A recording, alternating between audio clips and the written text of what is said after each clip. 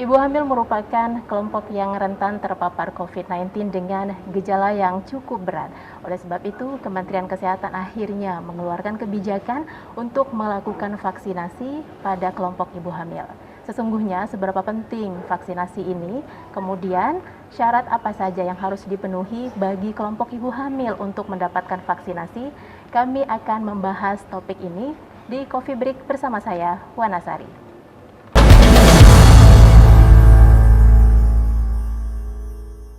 Baik pemirsa, saya sudah bersama dengan dua narasumber. Pertama saya ingin memperkenalkan Profesor Dr. Sarma Nursani Lumban Raja dari Perkumpulan Obstetri dan Ginekologi Indonesia atau POGI. Prof, apa kabar? Baik, luar biasa. Luar biasa, semangat ya Prof ya. Nah, yang kedua saya akan perkenalkan Kepala Seksi Kesehatan Keluarga dan Gizi Dinas Kesehatan Provinsi Sumatera Utara, Ibu Sri Agustina Sembiring. Ibu, apa kabar Ibu? Alhamdulillah sehat, Mbak. Semangat juga ya Bu ya. Alhamdulillah. Nah pemirsa, vaksinasi bagi ibu hamil sebelumnya belum ada kebijakan untuk dilakukan vaksinasi bagi kelompok ini. Dan akhirnya pada sekitar bulan Juli dan Agustus keluar kebijakan untuk melakukan vaksinasi bagi kelompok ibu hamil. Dan saya mau ke Ibu Sri dulu. Ibu Sri, kebijakan seperti apa yang akhirnya dikeluarkan oleh Kementerian Kesehatan untuk melakukan vaksinasi bagi kelompok ibu hamil? Ya baik, Mbak. Terima kasih. Memang kesehatan ibu hamil ini apalagi di masa pandemi ini sangat diperhatikan oleh pemerintah, dan Kementerian Kesehatan Republik Indonesia telah mengeluarkan surat edaran tepatnya itu pada tanggal 2 Agustus tahun 2021 ini melalui Direktorat Pencegahan Pengendalian Penyakit tentang vaksinasi ibu hamil, screening dan penata laksanaannya.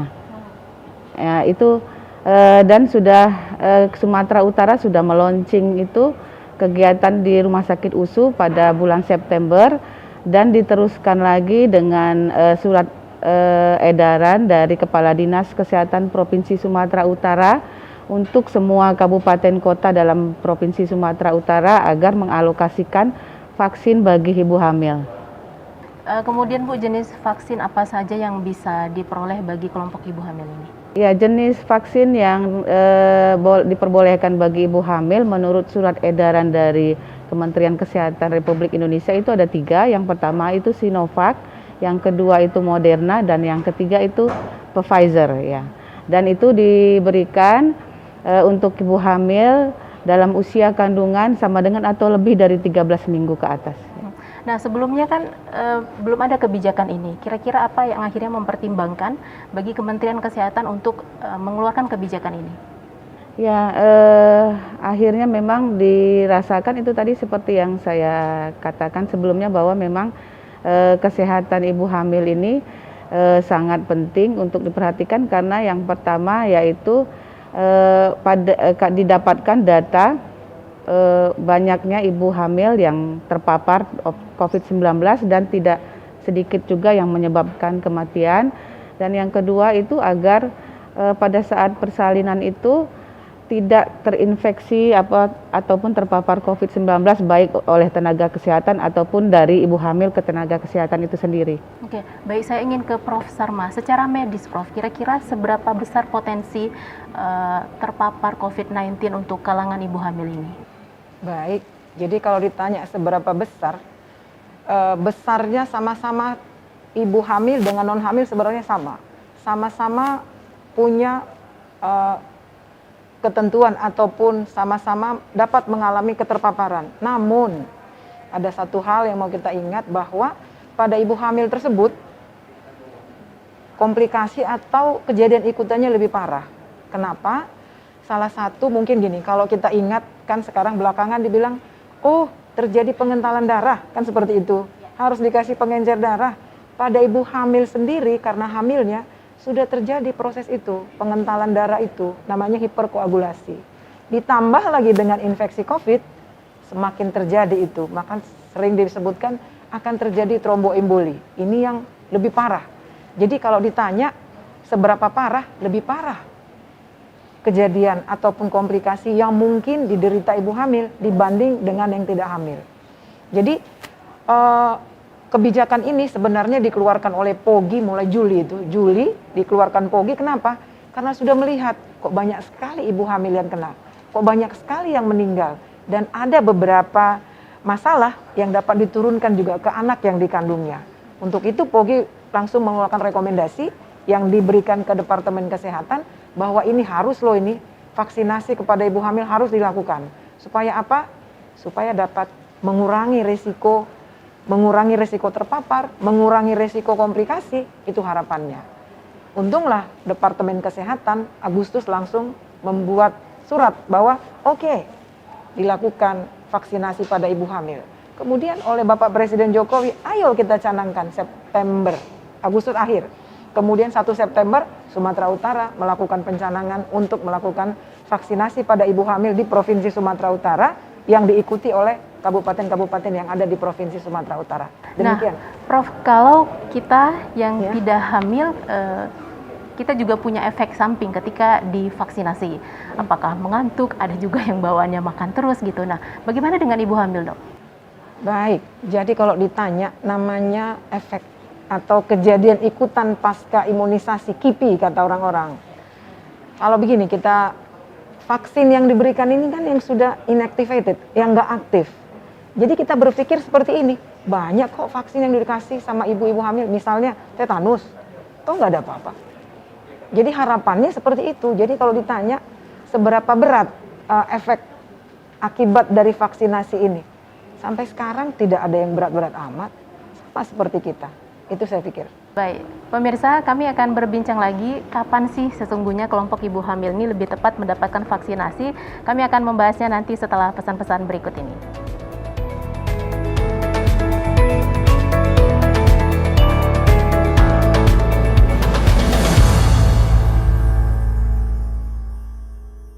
Sekarang ini tuh banyak orang meninggal, sedangkan usia mereka tuh masih muda. Dan sebagian besar disebabkan oleh penyakit tidak menular seperti stroke, jantung, dan kanker. Lalu bagaimana pencegahannya, Bu? Kan sekarang ada Germas, Apa tuh, Bu? Gerakan Masyarakat Hidup Sehat. Intinya, mengajak masyarakat melakukan gaya hidup sehat. Seperti melakukan aktivitas fisik setiap hari, perbanyak makan sayur dan buah, rutin melakukan pemeriksaan kesehatan, serta menjaga lingkungan tetap bersih dan sehat. Dan tidak merokok. Sehat diawali dari saya. Kami tak sekedar mengangkat topik, tapi juga membangun kesadaran publik. Pola perilaku masyarakat supaya tidak abai, supaya tidak kendor disiplinnya dalam melaksanakan protokol kesehatan. Meskipun ada suatu tren menurun, tapi kita tidak boleh lengah. Menguji informasi secara kritis dan proporsional. Benci produk-produk dari luar negeri. Apakah diterima seperti itu? Menunjukkan komitmen pemerintah untuk mengutamakan produk dalam Apa kabar Indonesia Malam di TV One? Disiplin 3M akan membantu mencegah penularan virus COVID-19. Menggunakan masker ketika keluar rumah, terlebih dalam kerumunan. Mencuci tangan dengan sabun dan air mengalir. Menjaga jarak minimal 1,5 sampai 2 meter. Bersatu melawan Corona.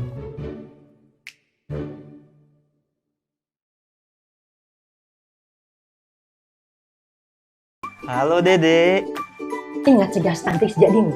Periksa kandungan minimal 4 kali selama masa kehamilan. Stunting? Stunting apa kerdil? Untuk mencegahnya, berikan bayi asupan gizi yang cukup saat hamil.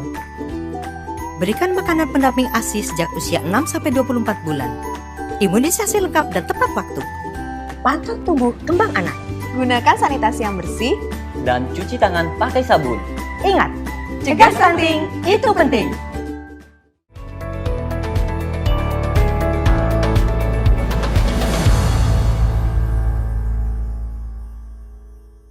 Kembali di Coffee Break, Prof. Sarma, sesungguhnya kapan ibu hamil pada usia berapa bisa divaksin? Baik, kalau ditanya pada usia berapa dimulai, sebaiknya lewat trimester 1. Trimester 1 itu sampai 12 minggu. Kenapa? Karena trimester 1 sampai 12 minggu ini merupakan periode emas untuk pembentukan organ-organ. Makanya kita buat mulai 13 minggu sampai kepada 33 minggu. Terus orang bertanya, kenapa mesti 33 minggu? Kehamilan sampai 40 minggu. Harapannya, kalau kita berikan sampai 33 minggu, masih ada waktu nanti untuk yang kedua. Untuk apa? ibunya terproteksi, apalagi yang menjadi terproteksi? Anak yang dikandungnya terproteksi. Ada buktinya? Ada. Apa buktinya? Bahwa anak yang lahir nantinya, kalau dia divaksinasi sampai usia kehamilan 33 minggu, anak yang lahir ini akan dijumpai di badannya nanti IgG namanya. IgG itu pertahanan yang ditransfer dari ibu ke anaknya. Jadi harapannya anak terlindungi, ibu terlindungi. Apalagi yang jadi masalah bahwa disebutkan kalau tidak dilakukan vaksinasi nantinya sampai lewat di hamil 33 minggu, nanti udah bersalin, belum dapat vaksinasi. Apa yang kita dapat? Kalau ibu bersalin tanpa vaksinasi, lebih besar juga lagi nanti masalahnya. Kenapa? Ibu bersalin itu ada namanya proses inflamasi. Inflamasi itu seperti infeksi. Jadi double 2 kali lipat nanti. Dari COVID-nya inflamasi, dari proses nifasnya inflamasi. Makanya kita bilang, ayo 33 minggu batas akhir supaya terlindungi. Namun, walaupun lewat 33 minggu ini banyak pertanyaan nih. Masih bisa divaksin? Bisa lah. Bisa kali pun. Namun untuk perlindungan yang maksimal yang kita mau tadi tidak dapat lagi. Jadi namun boleh diberikan juga vaksinasi di atas usia 33 minggu usia kehamilan. Demikian. Prof, IgG yang Prof sebutkan tadi itu adakah kriteria khusus bagi seorang ibu untuk akhirnya IgG itu bisa terbentuk secara sempurna bagi seorang anak, atau bila ibu hamil tersebut ternyata memiliki komorbid, nah apakah IgG itu bisa terbentuk? Baik, jadi pertanyaannya bagus sekali. IgG, begitu kita diberikan vaksinasi pertama, kan dikasih ini, akan muncul itu, tapi segera hilang. Makanya kita bilang, kasih yang kedua dong, supaya apa? Ada memori di badan. Begitu masuk lagi dia, kalau tadi IgG-nya sebegini, nanti begitu diberikan yang kedua, IgG-nya lebih tinggi lagi. IgG ini nanti yang bisa ditransfer ke anak. IgG ini, kalau dibilang apa IgG? Imunitas lah, pertahanan lah. Itulah yang kita sebutkan. Yang khusus untuk COVID-19 ini tadi. Ada kemungkinan nggak sih IgG itu bisa hilang mungkin ketika semasa hamil si ibu sedang mengalami sesuatu? Sebenarnya kalau gini dibilang hilang atau enggaknya itu, paling tidak ibu itu sudah punya memori. Kalau nanti datang lagi COVID-19 ini, aku sudah punya memori, aku pernah ingat ini, akan timbul IgG-nya.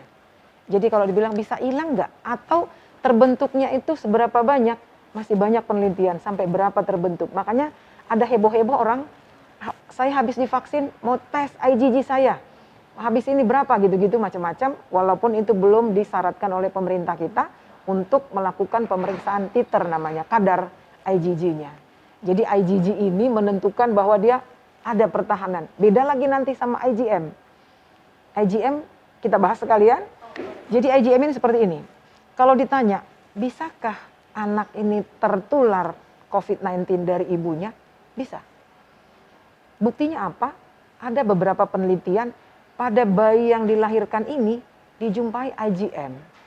Ada pertahanan IgM. Jadi begitu kuman itu masuk, IgM itu naik. Kalau ditanya orang, mungkin IgM dari ibunya kayak IgG tadi? Enggak juga, karena IgM ini tidak bisa ditransfer ke bayi.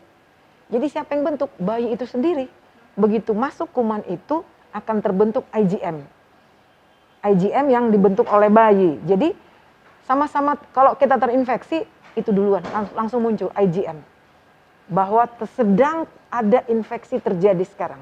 Tapi begitu ada perlawanan, pertahanan, muncullah IgG. Itu yang kita bilang kekebalan kita itu. Demikian. Baik, sebenarnya menarik sekali ini pembahasan kita pemirsa. Saya mau ke Ibu Sri dulu. Bu Sri, sebenarnya secara prosedur, apa yang harus dilakukan untuk divaksin? Kemudian ada nggak sih Bu tempat-tempat khusus untuk vaksinasi ibu hamil?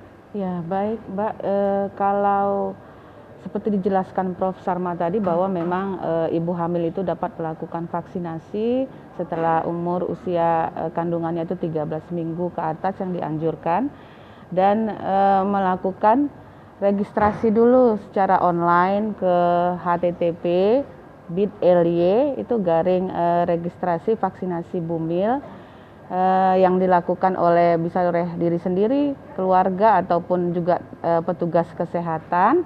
Lalu nanti petugas kesehatan itu akan menginput datanya ke Piker. Lalu setelah itu ibu hamil tadi bisa datang ke tempat yang sesuai dengan yang dipilih gitu, apakah ke puskesmas atau ke bidan praktek swasta ya. Jadi setelah itu dilakukan screening lalu dilakukan vaksinasi gitu. Yang pilih tempat vaksinasinya itu apakah si pasien atau ibu hamil itu atau secara otomatis ditetapkan dari sistem, Bu? Ibu hamil sendiri apakah biasanya apakah dia memang sering periksa ke puskesmas di puskesmas atau kalau memang dia lebih familiar ke bidan praktek swasta juga boleh gitu. Nah, kemudian Ibu Sri, program vaksinasi ibu hamil ini ketika sudah melahirkan, apakah juga harus divaksin lagi setelah melahirkan, Bu? Kalau dia sudah 2 kali ya sudah selesai. Tidak perlu ada vaksinasi. Tidak perlu lagi. Ke berikutnya ya, Iya. Bu ya. Nah, Bu Sri, di masa pandemi saat ini kan ibu hamil banyak melakukan pengecekan rutin di rumah sakit maupun dokter. Nah, kemudian apakah bidan klinik sudah menerapkan seberapa jauh penerapan prokes itu di bidan ataupun puskesmas khusus bagi ibu hamil, mengingatkan ibu hamil cukup rentan terpapar COVID, kemudian punya gejala yang cukup berat juga, Bu? Iya, memang kalau itu banyak sudah praktek bidan swasta itu yang sudah dilatih sendiri oleh POGI itu ada ratusan ya. Jadi memang kalau ibu hamil ingin ke praktek bidan swasta itu boleh menanyakan langsung ke bidannya apakah memang dia sudah terlatih untuk vaksinasi COVID-19 dan memang kita anjurkan mereka memilih tempat praktek bidan swasta yang sudah terlatih gitu. Nah, Dinas Kesehatan Sumatera Utara punya data nggak sih, Bu? Kira-kira berapa ibu hamil yang terpapar COVID-19, termasuk mungkin anaknya ketika melahirkan seperti yang disampaikan oleh Prof. Sarma tadi, ketika habis melahirkan ternyata anaknya juga terkena COVID, Bu?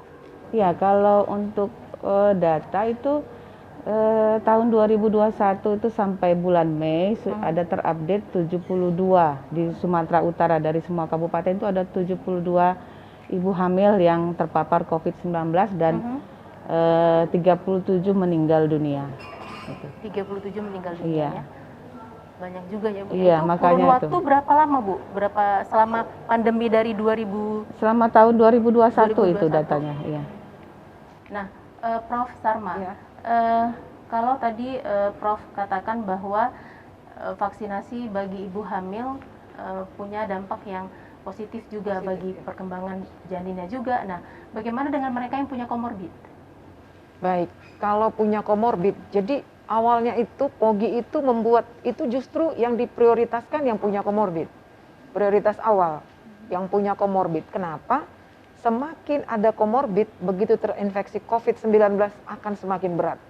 Menanganinya sangat sulit. Jadi kalau dibilang kalau komorbid macam-macam itu bisa nggak? Bisa, asal dilakukan terkontrol. Kalau komorbidnya dalam keadaan terkontrol, dapat dilakukan vaksinasi. Namun ada beberapa hal yang tidak dapat dilakukan vaksinasi. Oke, baik. Saya ingin tanya lebih lanjut, Prof. Kira-kira bagaimana mengcover ibu-ibu hamil yang punya komorbid tapi harus juga divaksin, kira-kira treatmentnya seperti apa? Kami akan membahasnya nanti setelah pesan-pesan berikut ini. Pemirsa, Coffee Break akan kembali sesaat lagi.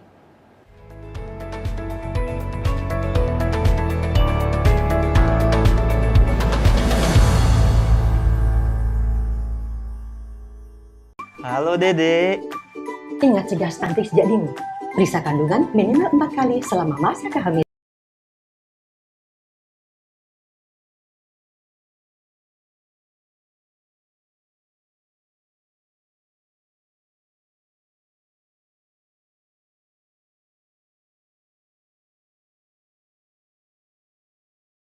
Dan cuci tangan pakai sabun. Ingat, cegah stunting itu penting.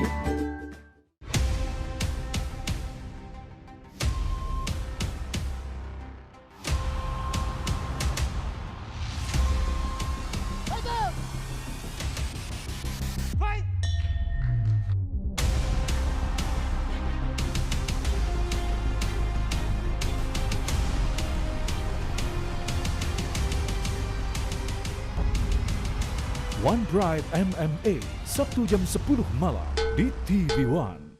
Gaya hidup baru dengan protokol kesehatan. Gunakan masker.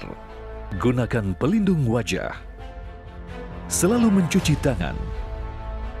Gunakan hand sanitizer. Hindari keramaian. Istirahat yang cukup.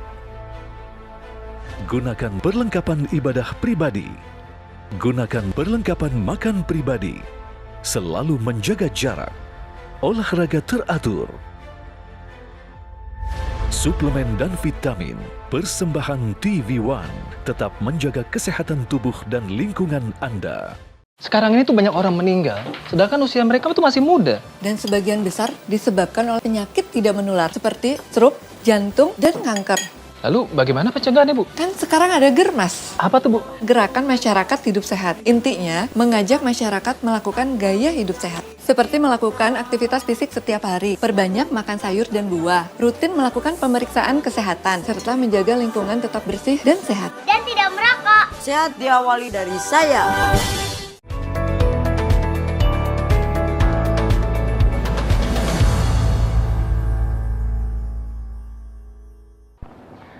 Oke, sebelum ke Prof. Sarma, saya mau ke Ibu Sri dulu. Bu, kita sebelum vaksinasi, saya pribadi juga sempat merasa ada kecemasan ya Bu ya, apalagi ibu hamil. Nah, kira-kira pesan yang ingin Ibu sampaikan kepada ibu-ibu hamil agar jangan takut divaksin, supaya memotivasi ibu hamil untuk vaksinasi, Bu. Ya, baik, saya rasa itu tidak perlu ditakutkan untuk melakukan vaksinasi ya, karena lebih jelas manfaatnya daripada resikonya vaksinasi ibu hamil ini, karena dari berbagai jurnal penelitian dan WHO juga sudah menetapkan bahwa ini sudah aman. Yang saya sarankan memang selain melakukan vaksinasi ibu hamil, itu ibu hamil ini sendiri dapat menjaga kesehatannya dengan memakan makanan bergizi, terus merencanakan persalinannya dengan tenaga kesehatannya, dan tempat persalinan yang dirasakan nyaman dan baik bagi ibu hamil itu. Oke, tapi Bu, kita nggak bisa pungkiri ada banyak sekali masyarakat mungkin di perkotaan sudah teredukasi dengan baik, tetapi bagaimana dengan masyarakat yang di pedesaan atau di pelosok yang sebenarnya mereka lebih menanggapi sebuah persalinan itu biasa aja, apalagi di situasi pandemi saat ini. Ada nggak sih Bu sejenis sosialisasi khusus yang dilakukan oleh Dinas Kesehatan Provinsi, Bu? Ya, kita sudah memang setelah menyurati ke semua kabupaten kota melalui surat edaran Kepala Dinas Kesehatan Provinsi untuk semua kabupaten, dan sekarang semua melalui puskesmas sudah melakukan sosialisasi itu melalui perpanjangan bidan desa di setiap posyandu ataupun penyuluhan tentang keluarga berencana dan ini kan keamanan vaksinasi tadi. Oke, sejauh ini ada nggak sih Bu untuk daerah Sumatera Utara, kelompok atau daerah yang butuh atensi khusus untuk hal ini, Bu? Sejauh ini belum ada. Kami belum ada mendengar ada yang sulit untuk diakses gitu untuk diberikan edukasi tentang vaksinasi ibu hamil ini. Oke, baik, Ibu Sri, saya mau ke Prof. Sarma dulu. Prof menyambung yang tadi. Ada penanganan khusus nggak sih bagi ibu hamil yang punya komorbid tetapi harus divaksin? Baik. Kalau disebutkan komorbid ibu hamil yang paling banyak itu adalah diabetes, hipertensi. Tentu apapun komorbid ini, setelah ini tidak aktif lagi, setelah terkontrol, dapat dilakukan pemberian vaksinasi. Namun ada beberapa hal yang nggak bisa dilakukan vaksinasi. Sama seperti non hamil, tidak hamil, tentu suhu badan, tekanan darah, ada reaksi alergi hebat, anafilaktik namanya. Misalnya waktu vaksinasi pertama sudah mengalami seperti itu, yang kedua jangan dong diberikan lagi. Sedangkan pasien-pasien yang menderita HIV boleh diberikan, boleh. Asal semua penyakit-penyakit tadi dalam keadaan terkontrol. Namun yang nggak boleh lagi adalah tumor-tumor. Penyakit kelainan darah, penyakit gangguan pembekuan darah, ada beberapa itu tidak dapat dilakukan. Namun ibu-ibu hamil nggak perlu takut, karena begitu datang nanti ibu hamil tersebut untuk meminta vaksinasi ke tempat vaksinasi, tidak ujuk-ujuk langsung diberikan, nggak, ada penyaringan, ada namanya screening. Di screening dulu dia. Apa di screening? Mulai dari tanya jawab. dan seterusnya. Jadi kalau dia dapat dilakukan vaksinasi, udah bebas dari screening, baru kita berikan. Jadi ibu-ibu hamil nggak perlu takut. Kalau memang nggak bisa dilakukan vaksinasi, tidak akan diberikan. Bukan paksaan, tapi keharusan kalau memenuhi persyaratan baru kita berikan. Jadi jangan merasa nanti dikasih ini, nanti bahaya. Enggak. Kita lakukan sebaiknya, malah setelah dilakukan vaksinasi, kan ada ibu juga pernah vaksinasi, kita tunggu 15 menit. Kalau misalnya 15 menit nggak ada apa-apa, kita suruh pulang. Pulang nantinya ada masalah, akan melapor ibu tersebut kepada pendamping atau petugas kesehatan, nanti akan mengisi form yang sudah diberikan, dan dia dapat juga langsung ke pusat kesehatan untuk kita tangani. Jadi pesannya bolak-balik saya bilang, jangan takut. Kalaupun ada KIPI atau kejadian ikutan pasca imunisasi, efek samping lah, silakan lapor ke tenaga kesehatan, mudah-mudahan kita akan menanganinya. Demikian.